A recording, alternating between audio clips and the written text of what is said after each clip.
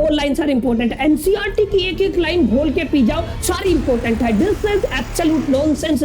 इस किताब को आपको समझ में नहीं आएगा एग्जैक्टली कि इस किताब में लिखा क्या है। यार एक ही किताब आपको मिलती है एनसीईआरटी की, अगर इस तरीके की हालत अगर आप लोग उसकी बना दोगे ना तो पढ़ाई कम दिखेगी, कचरा ज्यादा दिखेगी। सारा डेटा आपको लर्न करने की कोई जरूरत नहीं है। तो डियर फ्रेंड, जैसे ही हम एनसीईआरटी की बात करते हैं तो तमाम बच्चे जितने भी आज तक जितने भी बच्चों ने एनसीईआरटी से रीडिंग किया है, कुछ 4 या 5 क्वेश्चन ऐसे होते हैं जो हर एक बच्चे के कॉमन होते हैं। जैसे ये कुछ जो क्वेश्चन है उनके लिस्ट में बना के लेके आए हो, आप लोगों के स्क्रीन के सामने है, आप लोग देख पा रहे होंगे। सबसे पहला जो सवाल होता है बच्चों का कि एनसीईआरटी कब रीड करें, लेक्चर से पहले रीड करें, लेक्चर के साथ रीड करें या लेक्चर के बाद रीड करें। ये एक बड़ा इंपॉर्टेंट क्वेश्चन हो जाता है हर एक बच्चे के लिए कि हमें एग्जैक्टली एनसीईआरटी को रीड कब करना है। सेकंड क्वेश्चन जो सभी बच्चों के दिमाग में रहता है कि कितनी बार एनसीईआरटी को रीड करें, क्योंकि आप लोगों ने देखा होगा एक बार एनसीईआरटी को जैसे हम लोग रीड करते हैं तो हम लोग प्रॉपर तरीके से उसके डेटा को अडॉप्ट नहीं कर पाते, क्योंकि उस तरीके की हमारी अभी अंडरस्टैंडिंग बनी नहीं है।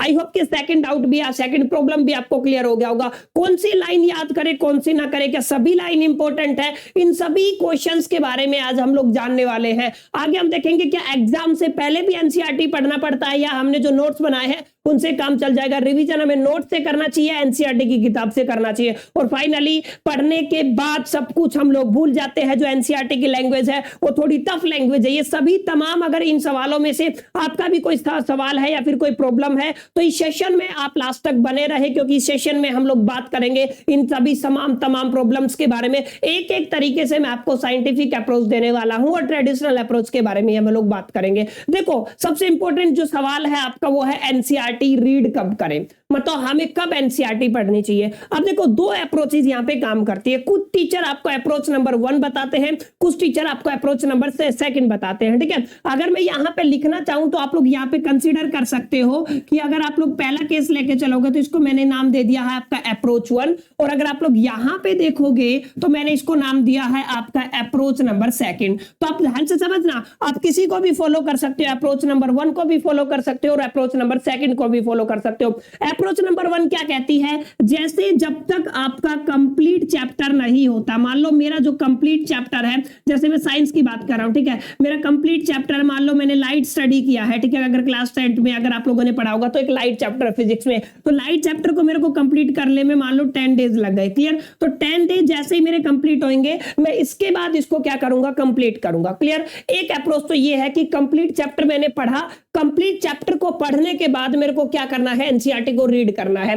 एक सेकंड अप्रोच क्या कहती है, सेकंड अप्रोच कहती है जिसको मैं कहता हूं डे बाय डे। मतलब जैसे आज का फर्स्ट लेक्चर था, चाहे मैंने एक तरीके से 4 पेज पढ़े हो, 5 पेज पढ़े हो, जो भी मैंने वन शॉट लेक्चर देखा या फिर जितना भी मेरे स्कूल में पढ़ाया मैंने उतना ही डे बाय डे जितना पढ़ाया उतना एनसीईआरटी को रीड कर लिया। अब यहाँ पे दोनों ही अप्रोच बहुत बढ़िया है, दोनों ही अप्रोच अच्छी है, जो आप लोग चाहे फॉलो कर सकते हैं। लेकिन मैं यहाँ पे आपको एड ऑन करना चाहूंगा एक इंपॉर्टेंट बात। मान लो आपके लेक्चर में ज्यादा टाइम लग रहा है, मान लो 10 दिन, 15 दिन, 20 दिन या महीना लग रहा है आपके एक चैप्टर को कंप्लीट होने में, तो मैं आपको रिकमेंड करूंगा आप अप्रोच नंबर 2 यूज करें, क्योंकि इसमें काफी टाइम जाएगा और इस टाइम के दरमियान आप भूल जाओगे। तो जैसे आज मैंने आपको 2 आर्टिकल कराए तो आप लोग 2 आर्टिकल की रीडिंग मार ले, 3 आर्टिकल कराए तो 3 आर्टिकल की रीडिंग मार ले। या फिर बहुत सारे ऐसे बच्चे होते हैं जो वन शॉट से अपना पढ़ाई करते हैं, वन शॉट से अपनी स्टडी करते हैं। मान लो आप लोगों ने मेरा किसी भी सब्जेक्ट का या फिजिक्स, केमिस्ट्री, बायोलॉजी में से किसी का भी एक वन शॉट लेक्चर देखा, मान लो वो लेक्चर है आपका 1 घंटे का या 1.5 घंटे का मैक्सिमम, उस लेक्चर को देखने के बाद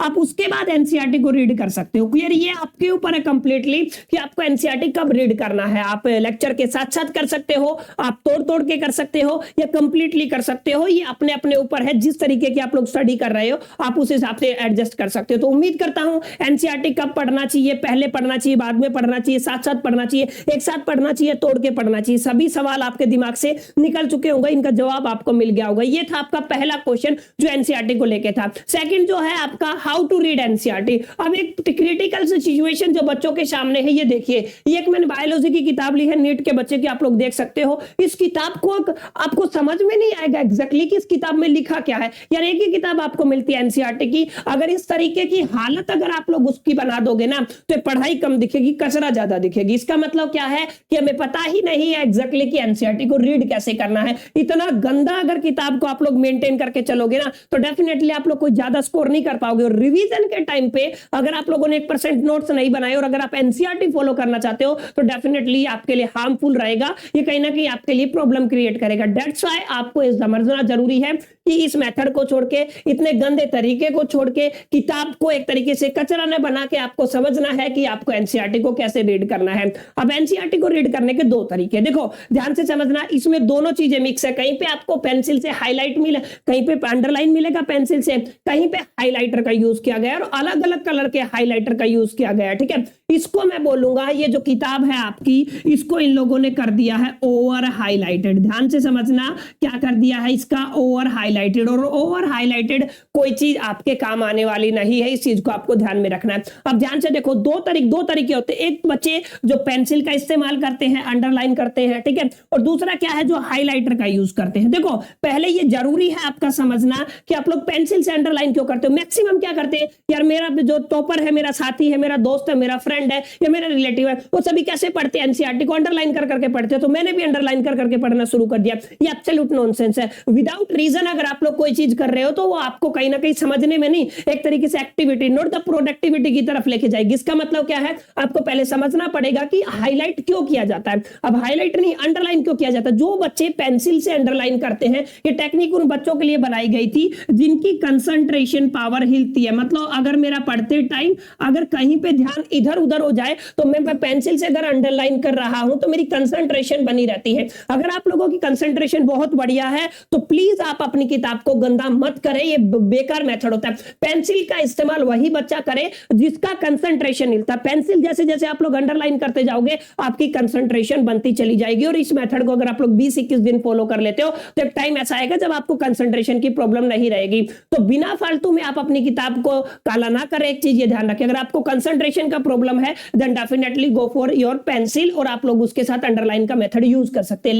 लेकिन सेकंड जो बात है वो है हाईलाइटर। अब आपने देखा इसमें क्या हाईलाइट कर रखा है, क्या कुछ बहुत गड़बड़ है, बहुत अजीबोगरीब सिचुएशन है, इसको पढ़ पाना इम्पॉसिबल है। दूसरी टाइम अगर मैं इस किताब में से घुस गया तो मैं पागल होकर निकलूंगा, ये कंफर्म बात है। ये सेम सिचुएशन बच्चों आप सभी के साथ भी हो सकता है। दैट्स व्हाई आपको समझना है कि कहां पे हाईलाइटर का यूज करना है, कहां पे आप लोग हाईलाइट यूज कर सकते हो और किन बिंदुओं पे हाईलाइट करना है, ये सबसे इंपॉर्टेंट बात है। अगर इस सेशन में अगर आप लोगों ने जान लिया कि किन बिंदुओं पे हाईलाइट करना है तो ये सेशन आपके लिए एक तरीके से बहुत यूजफुल हो जाएगा। देखिए ध्यान से, पेंसिल की बात की, अब अगर आप लोग जैसे ही कोई भी एनसीईआरटी रीड करते हो तो 5 पॉइंट है, पांचों पॉइंट में से अगर आपको लगे कि कोई भी पॉइंट है उसको आप लोग हाईलाइट कर लीजिए। जैसे सबसे लास्ट से मैं शुरू करता हूं, मान लो कोई इंपॉर्टेंट डेट है, जैसे अगर मैं बात करता हूं बायोलॉजी की, बात कर लीजिए फिजिक्स की, हिस्ट्री की। बेसिकली हिस्ट्री में डेट्स काफी इंपॉर्टेंट होती हैं, तो आप क्या कर सकते हो, आप इंपॉर्टेंट डेट्स को हाईलाइट कर सकते हो। पूरा किताब नहीं रंगना है, सिर्फ आप किसको हाईलाइट करोगे, इंपॉर्टेंट डेट्स को। अच्छा कोई कॉन्सेप्ट अगर आपको दिखा, डेफिनेटली जैसे ओम्स लॉ है, ओम्स लॉ की डेफिनेशन आपको दिखी या उसका कॉन्सेप्ट आपको दिखा, ठीक है, तो आप उसको हाईलाइट करें। अच्छा कोई फीचर आपको दिख गई, जैसे मान लो ओम्स लॉ का फीचर है या फिर प्रॉपर्टी है, क्लियर है। ओम्स लॉ का अगर कोई फीचर है तो आप लोग उसको क्या कर सकते हो, नोट कर सकते हो या फिर आप लोग क्या कर सकते हो, उसको हाईलाइट कर सकते हो। इस चीज को आपको ध्यान में रखना, क्लियर। तो ये एक इंपॉर्टेंट बात थी कि फीचर्स को आपको हाईलाइट करना है, कॉन्सेप्ट को आपको हाईलाइट करना है और इंपॉर्टेंट डेट्स को अगर आप हाईलाइट कर लेते हो। किसी चीज का कोई रीजन मिला, मान लो एक क्वेश्चन है, अगर एनसीईआरटी अगर आप लोग पढ़ोगे इनिशियली पहले 2 या 3 पेज में आपको मिल जाएगा कि क्लास 10th की केमिस्ट्री की मैं बात कर रहा हूं, मैग्नीशियम रिबन को आपको क्यों बर्न नहीं करना चाहिए एयर में, तो वहां पे साफ लिखा हुआ है, क्लियर है। जैसे मैग्नीशियम ऑक्सीजन के साथ रिएक्ट करता है, मैग्नीशियम ऑक्साइड की एक परत उसके ऊपर जम जाती है, तो दिस इज कॉल्ड रीजन। ये आपका रीजन है, उस रीजन को आप लोग हाईलाइट कर सकते हो, क्लियर। तो ये बेहद इंपॉर्टेंट चीज है कि आप रीजन को हाईलाइट कर सकते हो, फीचर को हाईलाइट कर सकते हो, किसी भी कॉन्सेप्ट को हाईलाइट कर सकते हो माय डियर फ्रेंड्स, और इंपॉर्टेंट डेट को हाईलाइट कर सकते हो। सबसे इंपॉर्टेंट बात,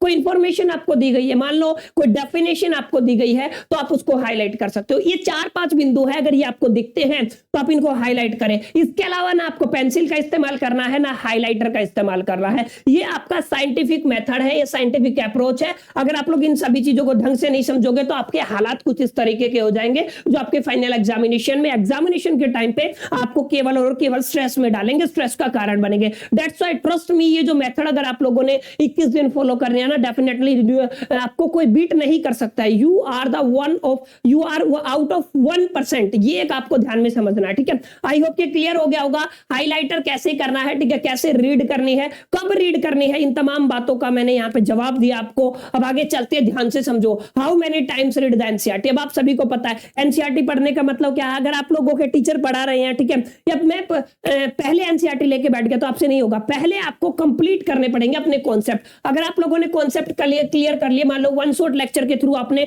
पूरा लेक्चर देख लिया, जैसे मेरा ही मान लो एसिड्स बेसिस एंड सॉल्ट का एक लेक्चर देख लिया। एसिड बेसिस सॉल्ट का लेक्चर देखने के बाद माय डियर फ्रेंड्स, सारे कॉन्सेप्ट क्लियर होने के बाद आप फर्स्ट टाइम रीडिंग मारोगे। जैसे आप लोग फर्स्ट टाइम रीडिंग मारोगे ना, तो डेटा ये कहता है कि आपको सब कुछ नहीं समझ में आएगा, कुछ परसेंट आपको समझ में आएगा। जब सेकंड टाइम आप लोग रीडिंग मारते हो तो अप्रोक्सीमेट आप मान के चलो ये 60% तक डेटा आपके याद रहना शुरू हो जाएगा। क्लियर। थर्ड रीडिंग में आप लोग मान सकते हो अप्रोक्सीमेट 90 to 95% आपके दिमाग में रहता। क्लियर। अगर 3 बार अगर आप लोगों ने एनसीईआरटी को रीड कर लिया ना, तो आपका काम बन गया। मैक्स टू मैक्स 3 बार बता रहा हूं। 2 बार बच्चे भी पढ़ के टॉपर बनते हैं, ठीक है। कुछ बच्चे ऐसे जो एक बार में भी, it's completely up to you and your capacity and ability to learn and memorize the concept. लेकिन इंपॉर्टेंट बात क्या माय डियर फ्रेंड्स, इंपॉर्टेंट बात यही है कि ज्यादा से ज्यादा जो बच्चे के डाउट है ना, मैक्सिमम 3 बार यार एनसीईआरटी कर लो। लेकिन समस्या क्या, स्कूल के साथ भी ये समस्या है कि एक बार में सिलेबस नहीं होता, यहाँ पे एनसीईआरटी 3 बार रीडिंग की बात हो रही है। क्लियर। अब तीसरी बार, जैसे पहली बार मैंने एनसीईआरटी रीड किया ना,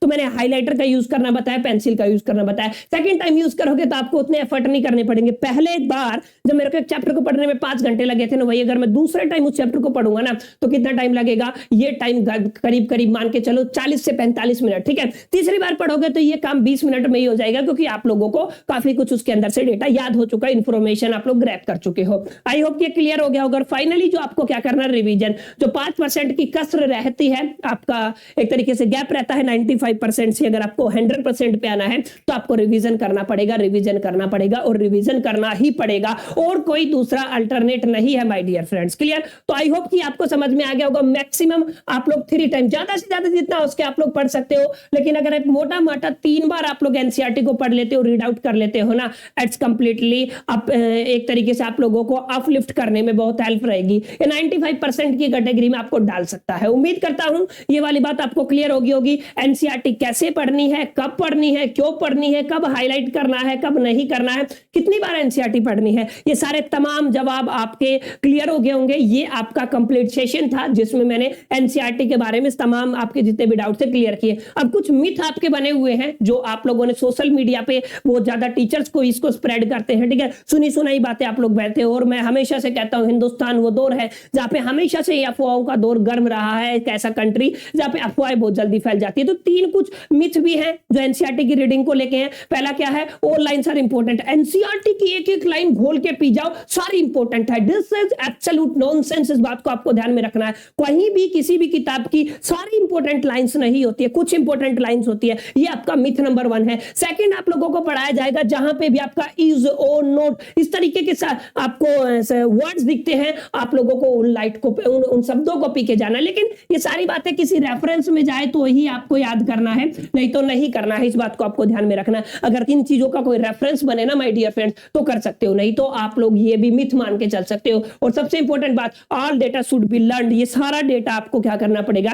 लर्न करना पड़ेगा। सारा डेटा आपको लर्न करने की कोई जरूरत नहीं है, जैसा कि मैंने आपको बताया। तो तीनों मिथ आपके दिमाग से निकल जाने चाहिए कि यार ये सारी बातें बकवास है, एक टाइम पे ये मिथ है, र्यूमर है, हर आदमी इनको प्रमोट करता है, कहीं ना कहीं एक तरीके से साइंटिफिक अप्रोच ना होने की वजह से। उम्मीद करता हूं आपको सारे डाउट आपके क्लियर हो गए होंगे। जो सेशन मैंने एक तरीके से जिस मोटिव को लेकर स्टार्ट किया था, आपको समझ में आ गया होगा। और इस सेशन के बाद आई होप कि आपके एनसीईआरटी की रीडिंग से रिलेटेड कोई डाउट नहीं रहे होंगे। फिर भी 1% भी अगर आपको लगता है कि सर ये वाला कॉन्सेप्ट रह गया मेरा, या फिर ये मेरा डाउट है, definitely comment box is open for everybody. आप लोग कमेंट कर सकते हैं, डेफिनेटली डेडिकेटेड सेशन या उसका आंसर आपको मिलेगा। सेशन अगर आपको अच्छा लगा तो लाइक कर सकते हो, फ्रेंड्स के साथ शेयर कर सकते हो ऐसी अमेजिंग वीडियोस के लिए। अगर फर्स्ट टाइम आए हो, क्लास 9th या 10th के स्टूडेंट हो, तो चैनल को फटाफट से सब्सक्राइब कर लो, सबसे पहले नोटिफिकेशन आपको मिल जाए। ताकि बाकी मिलते हैं नेक्स्ट सेशन में, तब तक के लिए मेरी तरफ से ऑल द बेस्ट। आप लोग रेस्ट